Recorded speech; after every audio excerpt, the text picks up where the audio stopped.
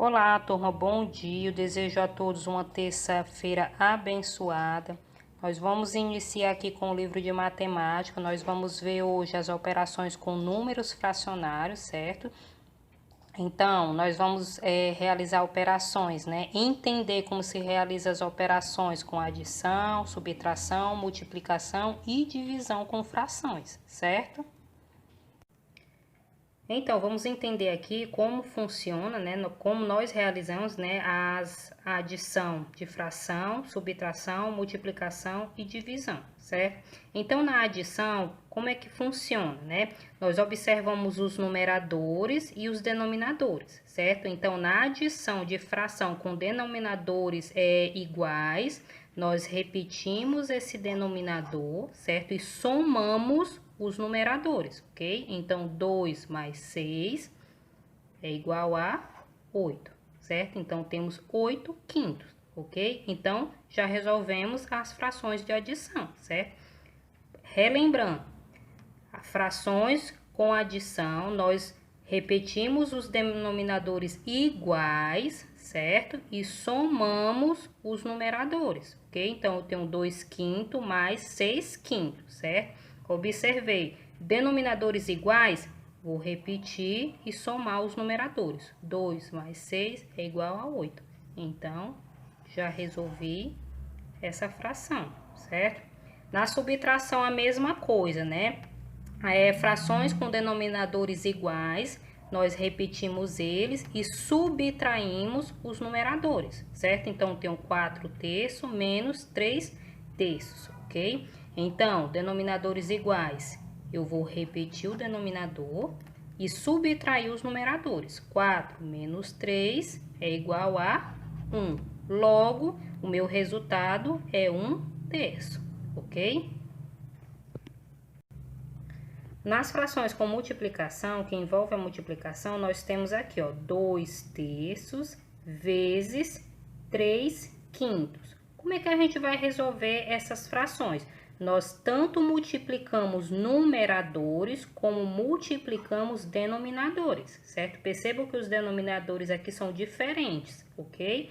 Então, multiplicamos numeradores, 2 vezes 3 é igual a 6, e também multiplicamos os denominadores, que no caso aqui são diferentes. 3 vezes 5, 15. Logo, meu resultado é 6 quinzeavos, ok? Então, é dessa forma que nós fazemos a multiplicação com frações, ok? Multiplicamos numeradores e também multiplicamos denominadores, ok? Na divisão, pessoal, quero que vocês observem bastante como é que funciona. Nós temos aqui, ó, 2 terços dividido para 3 meios, ok? Como é que eu vou fazer essa divisão aqui, certo? Nós temos denominadores diferentes, numeradores também diferentes, certo? Então, como é que a gente vai fazer? A gente vai fazer a divisão verso da multiplicação, ok? Então, eu vou repetir a primeira fração, certo?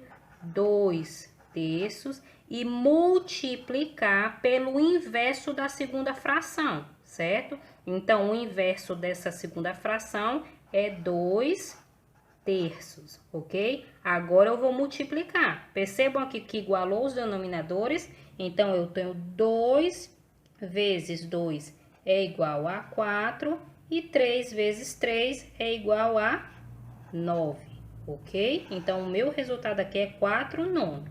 Mais uma vez lembrando, como é que eu vou fazer essa divisão, né? Eu observo, certo? Como é a fração de divisão, tenho 2 terços dividido para 3 meios, certo? Eu vou repetir a primeira fração, tá aqui, ó, 2 terços, eu repeti a primeira fração, certo? E multipliquei pelo verso da segunda, ok? Tá aqui, o verso da segunda. 2 está lá em cima, 3 está aqui embaixo. Então, é o verso da segunda. E vou multiplicar normalmente. 2 vezes 2, 4. 3 vezes 3, 9. Ok? Resolvi a divisão. Nós vamos ver agora, turma, como é que se faz a simplificação de frações, certo? Que tem uma atividade em que vocês vão ter que fazer a simplificação de fração, certo? O que consiste a simplificação? Nada mais é do que você dividir, certo? Tanto o numerador quanto o denominador pelo mesmo número, ok? Então, a simplificação, como é que você vai fazer? Você vai dividir tanto o numerador quanto o denominador pelo mesmo número, ok? Eu posso dividir o 3 pelo 2? Não, né? Eu não posso dividir 3 para 2, ok? Então, eu já eliminei esse 2, certo? Eu posso dividir o 3 para 3? Posso. Eu também posso dividir o 9 para 3? Também posso, ok? Então, 3 dividido para 3, eu tenho 1, certo? E 9 dividido para 3, eu tenho 3, ok? Logo, eu tenho 1/3. Eu ainda posso simplificar essa fração? Não. Essa fração aqui agora ela é irredutível, certo? Porque eu já cheguei ao limite dela, certo? Então, 3/9, certo? Dividido pelo mesmo número, certo? Eu tenho a fração 1/3. Então, eu simplifiquei essa fração, ok? É dessa forma que vocês fazem. Agora, nós temos aqui 8/4, certo? Lembrando, né, que para simplificar, eu tenho que simplificar numerador e denominador pelo mesmo número. Então, vamos tentar por 2. Eu posso simplificar, dividir 8 para 2? Posso. Posso dividir o 4 também por 2? Também posso. Então, 8 dividido para 2, eu tenho 4. 4 dividido para 2, 2. Eu ainda posso simplificar dessa fração? Posso sim. Posso simplificar pelo mesmo número? Posso. Então, 4 dividido para 2 é 2. E 2 dividido para 2, 1. Tia, eu ainda posso simplificar essa fração? Não. Agora eu não posso mais simplificar essa fração. Eu já cheguei ao meu limite, certo? Ela é irredutível agora, ok? Então, a simplificação de 8/4 é 2/1, ok? Então, turma, de acordo com essas informações, né, com essas orientações aqui e também com a leitura que vocês vão fazer do texto do livro de matemática de vocês, vocês vão realizar as atividades, certo? Propostas do livro de matemática, ok?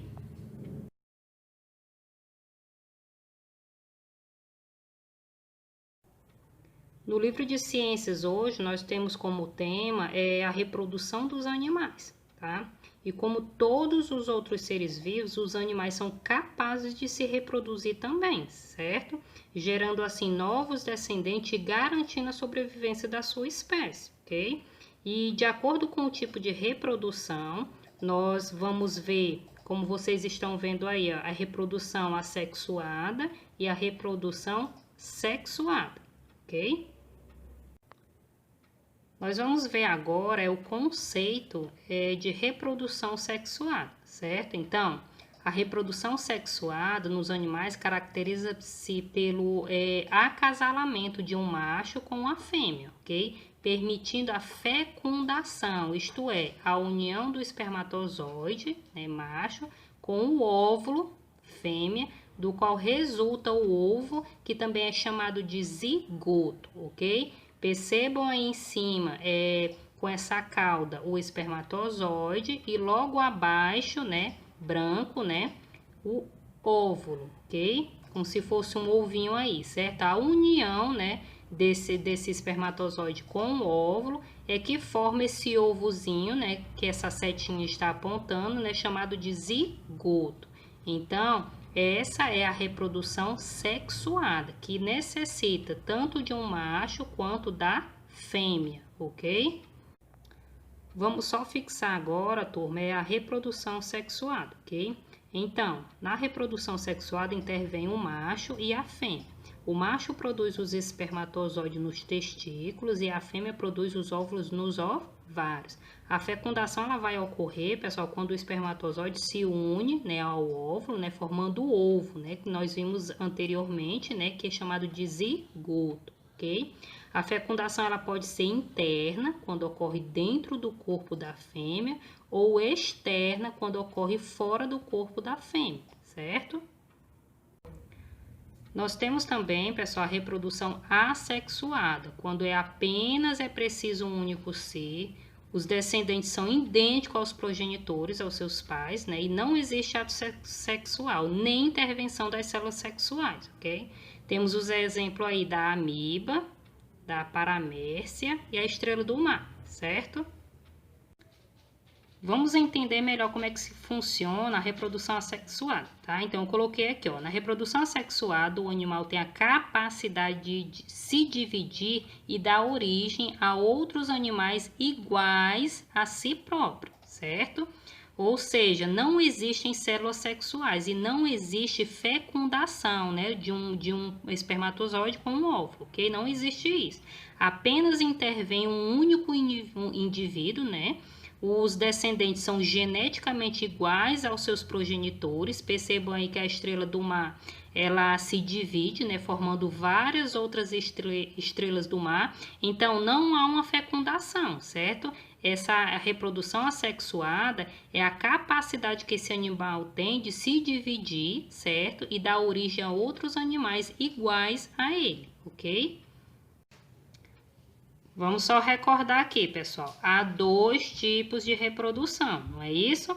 Então, nós temos a reprodução sexuada e temos a reprodução assexuada, certo? Então, a reprodução sexuada são necessários dois seres vivos, né? Como nós já vimos, um macho e uma fêmea, para dar origem a outro. Um exemplo, ser humano, cachorro, cavalo, a vaca e vários outros animais, certo? Já a reprodução assexuada só necessita um único ser, né, que se divide e dá origem a outros seres iguais a ele, né? Um exemplo que nós vimos anteriormente é a estrela do mar, ok? Então, vocês vão fazer a leitura do texto do livro de ciências de vocês e de acordo com todas essas informações aqui dadas e com a leitura, vocês vão realizar a atividade do livro, certo? Qualquer dúvida, pessoal, podem enviar uma mensagem.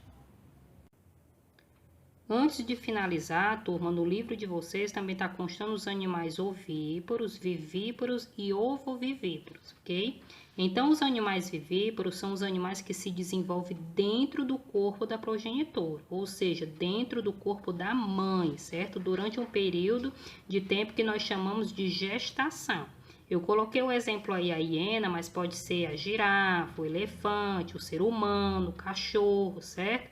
Temos também os animais ovíparos, que são os animais que se desenvolvem dentro do ovo, ok? No exterior do corpo da mãe, certo? Ou seja, esses animais eles se desenvolvem fora do corpo da mãe, certo? Fora do corpo da progenitora.